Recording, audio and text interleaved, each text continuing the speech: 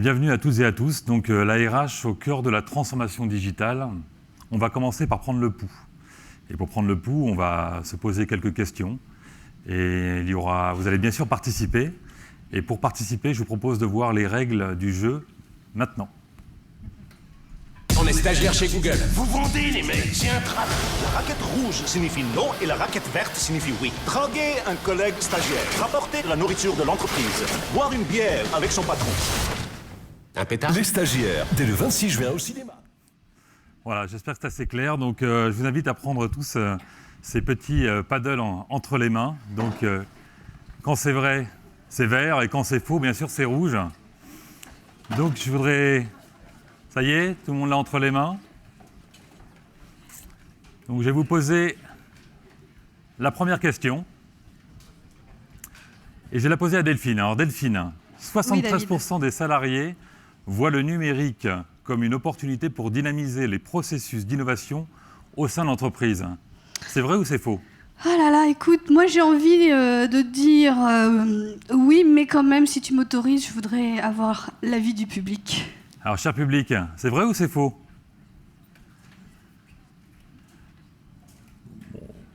Globalement, on est tous assez d'accord. Donc, la réponse tout de suite, eh bien, c'est vrai. Donc, 73% des salariés voient le numérique comme une opportunité pour dynamiser les processus d'innovation au sein de l'entreprise. Eh bien, moi, David, j'ai également une question pour toi. 26% des entreprises utilisent les réseaux sociaux dans le recrutement. Qu'en penses-tu ? 26%, ça me semble un peu faible. Je pense que c'est faux. Tu demandes l'avis du public ? Et je demande bien sûr l'avis du public. C'est plus mitigé là. Oui, c'est un peu mitigé quand même. Alors, quelle est donc la bonne réponse, Delphine ? Oh, écoute, je te laisse nous dire. Non, pardon, oui, non, bien sûr c'est faux, pardon, c'est faux. Donc la vraie réponse est 49% des entreprises utilisent déjà les réseaux sociaux dans le recrutement. À poursuivre, effort à poursuivre. Autre question, David. 31% des entreprises sont dotées d'une charte d'utilisation des médias sociaux. Eh bien, la transformation a déjà bien démarré, donc je pense que c'est vrai. Qu'en pensez-vous ? On a vraiment une salle assez partagée là, quand même, c'est mitigé. Hein. Alors la réponse est... Eh bien oui, 31% des entreprises se sont déjà dotées d'une charte d'utilisation des médias sociaux. Effort à poursuivre. Merci Delphine. Donc moi je vais te poser la dernière question. 45% des DRH considèrent que les technologies du numérique améliorent le travail collaboratif et l'intelligence collective. J'ai quand même envie de dire oui, mais je demande évidemment l'avis du public. Bon, je vois qu'on a quand même pas mal de DRH, donc qui ont envie de dire oui. Ils ont l'air de envie de te croire. Et donc la bonne réponse, eh bien non, c'est faux. C'est déjà 85% des DRH qui considèrent que les technologies du numérique améliorent le travail collaboratif et l'intelligence collective. Donc je vais profiter de cette statistique pour inviter notre première invitée. Elle a démarré en travaillant dans une entreprise qui est déjà pionnière dans le digital, à savoir AOL. Elle a rejoint Google en 2008, où elle est maintenant directrice des ressources humaines sur la partie South Europe, Middle East, Africa. Elle couvre 30 pays. Et donc, pour déconnecter, parfois, avec une région si large à couvrir, eh bien, elle a la passion des modèles vivants. Et donc, elle peint ou elle dessine des nus d'après nature. Et j'ai le plaisir d'accueillir Dorothée Burkel sur scène parmi nous.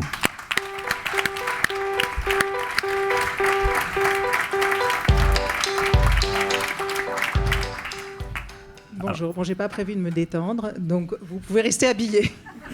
Donc en tout cas, Dorothée, tu as la chance d'avoir 150 modèles devant toi pour ta prochaine toile. Tu n'as qu'à choisir. Donc Dorothée, moi j'ai envie de poser cette première question pour démarrer le débat. Donc la transformation digitale, toi qui es DRH au sein de l'entreprise digitale par excellence Google, comment on la vit au sein de cette entreprise? Peux-tu nous faire part de ton expérience? Merci. Alors, bienvenue tout d'abord. Je crois que c'est un grand plaisir pour nous tous de vous avoir tous chez Google aujourd'hui. Donc j'espère que vous aurez, à l'issue de cette journée, une vision plus précise des outils, mais aussi de l'entreprise. Alors, je vais en gros vous donner le cadre et peut-être un peu l'origine. Alors même si c'est parfois un peu paradoxal de se dire qu'on va démarrer par l'historique, avant de rentrer vraiment sur les principes qui nous différencient, je voudrais revenir à ce qui est à l'origine de Google, parce que finalement, tout ce que nous sommes aujourd'hui s'est défini dans le contexte dans lequel cette entreprise a été créée. Donc je ne vais pas être trop longue sur l'histoire, mais je vais quand même vous donner quelques éléments, parce que je pense que sans ces éléments-là, c'est compliqué, on ne comprend pas très bien comment les choses s'articulent. Et en fait, une des forces de cette entreprise, c'est d'être extrêmement intégrée dans le fond, dans la forme, dans le métier. Et finalement, tout a commencé un peu au même endroit. Alors, Google est née il y a une quinzaine d'années. Elle a été fondée par deux universitaires qui se sont rencontrés sur le campus de Stanford. Ce sont deux universitaires, en plus, dont les parents sont universitaires. Donc, ils n'ont pas de référents d'entreprise très précis en tête. Donc en fait, pour eux, créer une entreprise, c'est juste un moyen pour une fin, et cette fin, c'est leur mission. Et la mission qu'ils se sont donnée à ce moment-là, c'est d'organiser toute l'information du monde pour la rendre universellement accessible. Donc vous imaginez, donc là, à l'époque, les moteurs de recherche n'existent pas, donc c'est très complexe, ça paraît totalement mégalomane, voire inaccessible, mais finalement, eux, c'est ça qui les intéresse.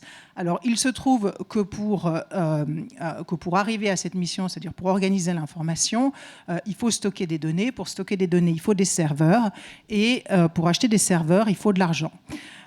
Donc, cette entreprise est née d'une nécessité économique qui était de trouver de l'argent pour acheter des serveurs. C'est pour ça qu'on a été constitué en entreprise, d'une certaine façon. Donc, c'était vraiment c'était un moyen et pas une fin.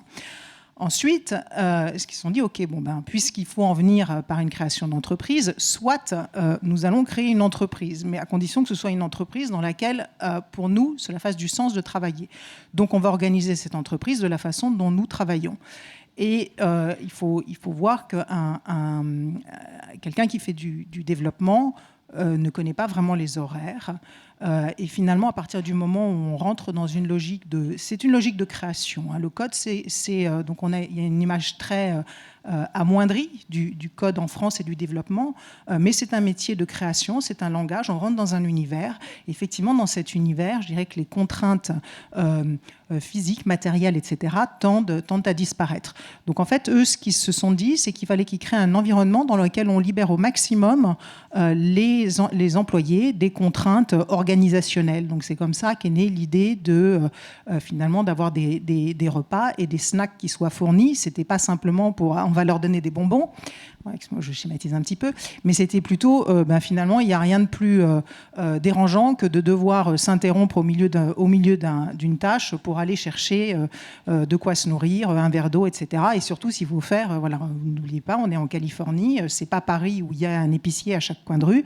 On va essayer de simplifier tout ça, on va tout apporter. Et alors ensuite, autour de cette idée de nourriture, il y a eu, finalement, le déjeuner, c'est aussi un moment de partage.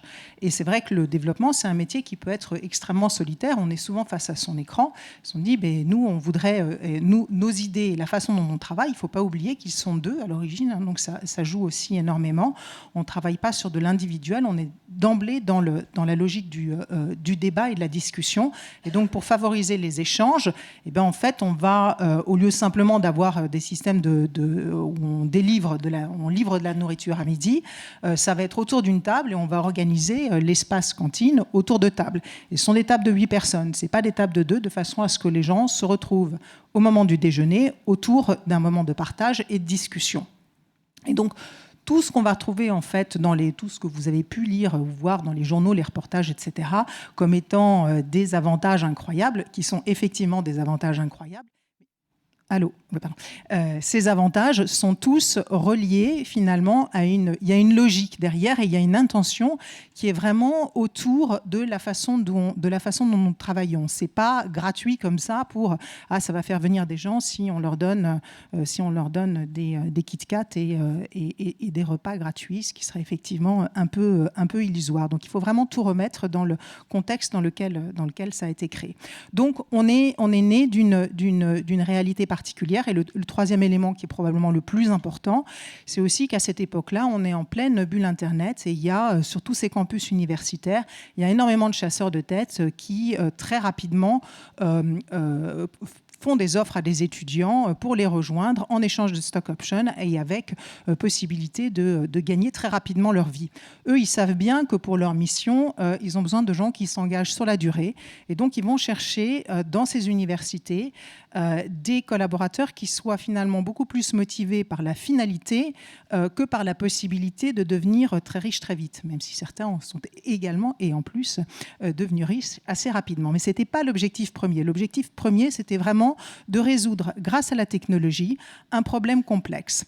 Et ils ont cherché des gens qui soient donc capables de différer finalement l'achèvement et la finalité de leur mission avec cette capacité de creuser un sujet de façon assez profonde. D'où une préférence pour les gens qui s'engageaient sur des études longues et des thèses, etc. Donc on a beaucoup parlé du recrutement très sélectif de Google. Il faut bien comprendre qu'à l'origine, ça correspond aussi vraiment à un profil de gens qui sont plus dans des mentalités de chercheurs et d'expertise que d'aller très vite en surfant très rapidement d'un sujet à un autre. Donc voilà pour l'historique.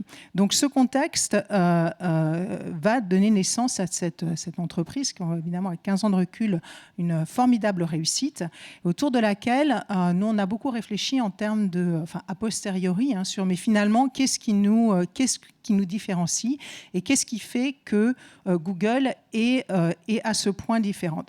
Alors, dans le discours d'entrée en bourse, il y avait une profession de foi très forte de la part de Larry et Sergey, qui était de dire nous n'avons pas l'intention de faire de Google une entreprise conventionnelle et nous ne changerons pas. Donc ça, c'est vraiment dans la lettre en préalable à l'introduction en bourse en 2004.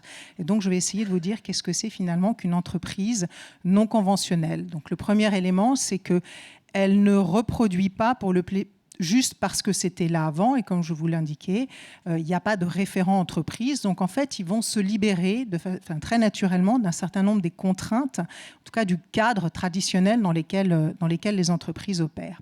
Et aujourd'hui, on retrouve ça à travers ce qu'on a formalisé autour de 3 grands principes, et je démarrerai par la fin, mais je vais vous les citer dans l'ordre. Le premier, c'est la vision. Donc, voilà ce qu'on donne à nos collaborateurs, 3 choses. On leur donne une vision, on leur donne la transparence, et on leur donne une voix. Je vais essayer de vous décrire un petit peu plus précisément ce que nous entendons par ces 3 termes. Et je démarrerai par le dernier, parce que pour moi, finalement, c'est celui qui m'a le plus... beaucoup d'entreprises ont une vision. Celui qui m'a le plus frappé lorsque je suis arrivée, qui est la voix. Donc, qu'est-ce que ça veut dire donner une voix à chaque collaborateur ? Ça veut tout simplement dire lui donner la possibilité de s'exprimer et sans filtre. Donc nous avons, comme tout le monde, des mailing lists, nous avons un réseau social que vous connaissez, G+, nous avons des mails, nous avons de la messagerie instantanée, et finalement tout le monde peut s'exprimer sur ces différents outils de façon totalement libre et sans aucune modération, ni a priori, ni a posteriori. Alors il peut arriver vraiment dans des cas extrêmes limites qu'il y ait une petite intervention, mais je pense que je donne souvent cet exemple, et en fait les années passent et j'ai toujours ma statistique à, je crois, 2 fois. Donc je suis intervenue, je pense, 2 fois en 6 ans sur un message qui me semblait un tout petit peu, on va dire, un tout petit peu limite. Ça fait pas beaucoup sur la France, et sur les autres pays, pas davantage non plus. Donc tout le monde a une voix, et surtout tout le monde est encouragé à se servir de cette voix. Donc en ce moment, c'est les déclarations d'impôts. Sur notre mailing list, il y a tous les échanges possibles et imaginables sur les conseils de mais alors j'ai compris que je devais mettre ça, mais est-ce que si je mettais plutôt ça, etc. Donc quand les gens ont une question, ils utilisent une mailing list qui est une mailing list qui est labellisée comme étant non professionnelle, donc c'est sujet d'intérêt général. Et les gens discutent aujourd'hui de tous les sujets et demande des avis sur n'importe quel problème, qu'il soit professionnel, ou familial ou personnel, ou telle personne a un appartement à louer, va quitter un appartement, a une nounou qui va être disponible. Tout ça se met sur la mailing list. Mais de la même façon, j'ai une question à poser sur une fonctionnalité particulière de G+, sur laquelle je ne suis pas bien au point. Et ben, je vais utiliser la même chose et je vais dire au fait, est-ce que quelqu'un connaît la manip pour faire tel truc dans G+, j'ai essayé 2 fois, j'y arrive pas. Et c'est le moyen finalement le plus simple de communiquer et de s'adresser. Donc ça, sont pour des sujets finalement assez simples et libres, mais ce principe va se retrouver absolument partout dans tout ce que nous faisons. Donc on va parler de la voix des collaborateurs et on va aussi parler de la voix des dirigeants. Donc nos dirigeants s'adressent à nous de façon extrêmement libre et directe à chaque fois qu'ils le peuvent. Donc on a des rendez-vous rituels toutes les semaines en fin de semaine pour annoncer tout ce qui s'est passé pendant la semaine. Et absolument de façon quasiment religieuse, toutes les semaines, il y a au moins 2 ou 3 personnes de l'entourage direct de Larry Page qui est présent pour donner finalement les informations importantes qui sont passées pendant la semaine en fonction des lancements de produits, des fusions, des acquisitions, de l'aboutissement d'un projet sur lequel un certain nombre de personnes se sont mobilisées. Et de la même façon, à chaque fois que des gens voyagent chez Google dans un pays ou dans un autre, la norme, et lorsque je me déplace, la norme, c'est que je préviens la personne qui est responsable du site et je lui dis, voilà, je suis là de tel jour à tel jour, de tel jour à tel jour avec tel créneau horaire. Est-ce que tu veux que je fasse une présentation générale à l'ensemble du bureau sur un sujet quelconque? Donc en général, ça se met en place. Donc il y a 2 mois, c'était Eric Schmidt qui est passé pour une discussion à très haut niveau. Il avait 1 heure. On a été tous prévenus 2 jours avant. Voilà, Eric Schmidt sera là de telle heure à telle heure. Et il est venu sans aucun papier, sans aucune préparation. Il y avait 300 personnes dans la salle. Il a expliqué en 10 minutes ce pourquoi il était là et il a fait 40 minutes de questions-réponses. Bon, si vous êtes un peu au courant de l'actualité, vous pouvez imaginer la teneur la raison pour laquelle M. Schmitt était à Paris ce jour-là, ou en tout cas la teneur des discussions qu'il pouvait avoir à haut niveau. Et le dialogue était tellement ouvert que j'étais légèrement tendu en disant surtout que tout ceci reste en interne. Donc effectivement, à ce moment-là, il y a quelqu'un qui rappelle que bien évidemment, tout ce qui est dit, tout ce qui est interne doit rester à l'intérieur et ne doit pas être ni tweeté, ni diffusé, ni discuté.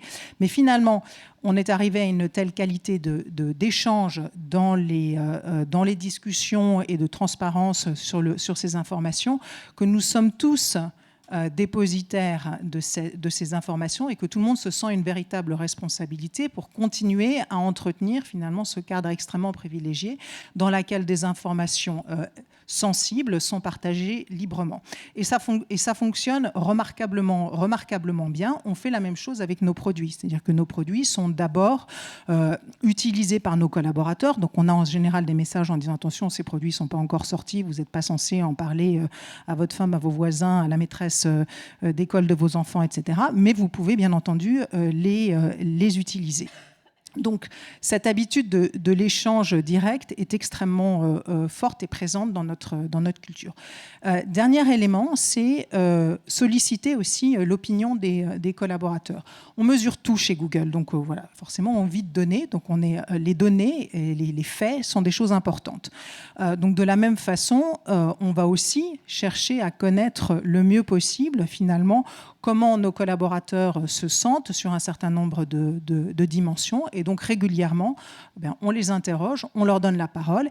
Et surtout, ça, c'est important, beaucoup d'entreprises le font. En revanche, on est totalement transparent sur la façon dont les résultats sont donnés. Alors, je vais vous donner un exemple. Beaucoup d'entreprises font des enquêtes d'opinion. Donc, on le fait, comme beaucoup, tous les ans. En revanche, nous publions. Alors d'abord les résultats sont chaque manager est bien très très fortement encouragé à partager les résultats avec son équipe. On est allé un peu plus loin parce qu'en fait on partage les résultats agrégés au niveau de chaque vice-président, qui a donc l'intégralité de ces résultats qui sont visibles, hein, avec des beaux diagrammes, c'est extrêmement visuel. Évidemment, à partir du moment où vous en avez 4 ou 5 qui sont publiés, et puis chaque personne peut également ouvrir son enquête. Donc évidemment, ensuite, la norme, ça devient de, en gros, si on n'a pas partagé les résultats de son enquête, c'est qu'on a quelque chose à cacher. Donc tout est ouvert. Donc maintenant, il y a aujourd'hui, donc on est à peu près 2 mois après la sortie de l'enquête, vous pouvez accéder aux résultats d'enquête d'opinion d'à peu près chaque directeur de cette entreprise. Et du coup, ça nous donne effectivement, donc, alors, au niveau évidemment global, on donne et on commente les résultats agrégés. Après, à chaque équipe le fait de la même façon. Mais c'est quelque chose qui est extrêmement fort et extrêmement important. De la même façon, quand on fait des événements, ou un événement comme celui-ci qui est fait en interne, qui serait fait en interne, chacun d'entre vous, si vous étiez des collaborateurs, serait amené à évaluer chacune des prestations de façon à ce qu'on sache exactement ce qui a fonctionné, ce qui n'a pas fonctionné, ce qui peut être amélioré, ce qui doit être changé. Et chaque intervenant, quel qu'il soit, reçoit aussi son évaluation, qui n'a pas nécessairement vocation à faire partie de son évaluation en tant que collaborateur, mais c'est juste à titre d'information. Voilà comment ta session a été évaluée, voilà ce qui a bien fonctionné, voilà ce qui n'a pas bien fonctionné, voilà ce que tu peux changer si tu souhaites des éléments d'amélioration. Donc on est en permanence sur cet échange et cette évaluation comme outil de mesure. Alors, deuxième principe, au-delà de la voix, donc la transparence, qui recoupe déjà ce premier, qui est finalement à quel point on communique et à quel point on échange sur les informations dont on dispose. Tous nos outils sont ouverts par défaut. Donc, je pense que vous connaissez les agendas partagés de Google, mais par défaut, mon agenda est partagé avec tout le monde et il est accessible par absolument tout le monde. Si quelqu'un veut prendre rendez-vous avec moi, il peut directement aller dans mon agenda de la même façon, et c'est comme ça, je me prends comme exemple, mais c'est le cas pour tout le monde. On prend rendez-vous avec les gens, on peut leur envoyer un mail pour les informer à titre de courtoisie, mais par défaut, on va dire que tout ça est accessible de la même façon que les gens peuvent voir absolument ce que je fais, sauf les rendez-vous que je peux, pour des raisons de confidentialité, marquer comme privés. Et c'est comme ça pour tout le monde, ce qui fait que de la même façon, si je voyage et si j'ai envie de rencontrer quelqu'un d'autre dans l'entreprise, c'est très facile de dire, voilà, d'envoyer un mail à quelqu'un qui fait un job qui ressemble au vôtre et dire, ben voilà, où j'aimerais bien discuter de tel sujet, j'ai réservé un créneau dans ton agenda, dites-moi si ça fonctionne. Et de plus en plus aussi, nous ouvrons ces formules de transparence et de feedback de façon beaucoup plus large dans l'entreprise. Donc maintenant, en plus des outils d'évaluation, on va dire classiques, on a ouvert de façon globale un outil de feedback instantané, c'est-à-dire que n'importe qui a travaillé sur un projet ou qui a sorti un produit ou qui a terminé une mission peut spontanément aller demander un retour aux gens qui ont participé avec lui ou aux gens qui l'ont vu travailler, de façon à avoir un retour sur sa façon de travailler. Et cette évaluation est ou non, à sa demande, partagée avec son manager, mais il peut aussi le garder privé s'il le souhaite. Dernier élément, la vision. Donc, c'est ce qu'il y a de plus important. Oui, pour donner la direction dans laquelle chacun est amené à travailler. Alors, on la partage de façon extrêmement rigoureuse, mais elle reste assez large. Donc, en fait, en ce moment, on travaille, vous l'avez peut-être lu dans la presse, beaucoup autour de ces idées qu'on a appelées moonshot, qui sont en gros des paris très ambitieux, qui sont de dire, finalement, il faut qu'on fasse peu de choses, mais des choses qui ont un impact extrêmement important. Et c'est essayer de penser non pas en incrémental, mais plutôt en puissance 10. Alors, donc ça, c'est une vision qu'on partage dans tous les départements de l'entreprise. Et je vais vous donner quelques exemples de ce que ça veut dire en RH, hein, puisque c'est le sujet qui nous intéresse aujourd'hui. Donc, penser grand et ambitieux en matière de ressources humaines, c'était l'origine d'un travail qu'on a entamé il y a 5-6 ans déjà et qui a été maintenant publié et largement commenté sur comment est-ce qu'on peut améliorer la performance des managers, comment est-ce qu'on peut surtout mesurer la performance et la valeur ajoutée d'un acte de management. Donc, je l'ai dit, on fait partie d'une culture d'ingénieur développement, dans laquelle finalement la valeur ajoutée du manager était assez mise en doute par Larry Page lui-même pendant un moment donné, en disant mais finalement à quoi ça sert un manager ? On va recruter des gens intelligents et puis on va leur expliquer, on va leur donner la vision et puis après ils vont se débrouiller. Ils en savent suffisamment pour s'organiser tout seuls. Ils n'ont pas besoin d'un manager, c'est juste un élément en trop. Et donc l'équipe RH à ce moment-là s'est dit, on était déjà un certain nombre, hein, on avait déjà largement passé 10 000 personnes, se sont dit, bon, c'est intéressant, alors effectivement, dans le fond, c'est une bonne question. Peut-être qu'on pourrait se passer de management. Mais avant de décider de se passer de management, on va essayer de voir si ça sert à quelque chose. Et donc, on s'est lancé dans une vaste enquête pour essayer de déterminer s'il y avait réellement, si on pouvait mesurer l'impact du bon management. Donc, on a fait des enquêtes quantitatives à partir de nos enquêtes d'opinion, à partir des évaluations de fin d'année. Ensuite, on a fait des entretiens croisés. Ensuite, on a fait des entretiens qualitatifs. Et effectivement, on est arrivé à mettre en évidence le fait que les collaborateurs qui avaient des managers qui remplissaient qui avaient un certain nombre de pratiques identifiées, avaient de meilleurs résultats sur leur enquête d'opinion, que les salariés étaient plus heureux et surtout quand ils changeaient de manager pour aller vers un manager qui était moins bien évalué, on voyait également un impact à la fois sur la satisfaction du salarié mais aussi sur la performance de l'équipe. Donc une fois qu'on a été capable de prouver la valeur ajoutée des managers, on a aussi travaillé sur l'identification des compétences précises et des pratiques même encore plus précises que les compétences, donc les pratiques qu'ils mettaient en œuvre pour générer justement ces éléments de satisfaction. Et depuis que cette enquête ce travail a été fait, nous évaluons systématiquement 2 fois par an tous nos managers. Ils sont en fait évalués directement par leurs collaborateurs sur la base de 18 pratiques. Même chose, les résultats sont transparents. Quand vous êtes manager, vous recevez le résultat de votre évaluation. Vous savez, on vous dit également dans quel quartier vous êtes pour mettre un petit peu pour pimenter le résultat. Et puis ensuite, vous pouvez, donc vous travaillez avec votre RH sur la communication du résultat, sur des plans d'amélioration et le cas échéant. Et si vos résultats sont excellents, à ce moment-là, vous allez être fortement engagé à partager vos pratiques et à aider des managers qui ont peut-être besoin davantage d'aide ou en tout cas d'idées sur la façon dont ils peuvent améliorer eux-mêmes les choses. Autre exemple de changement de paradigme, donc on se pose beaucoup la question aujourd'hui en France du stress, des maladies psychosociales, etc. Et Google s'est posé la question à peu près au même moment, peut-être il y a 2 ou 3 ans, mais en fait d'une façon beaucoup plus globale, en se disant mais dans le fond, on a des gens qui passent dans notre entreprise.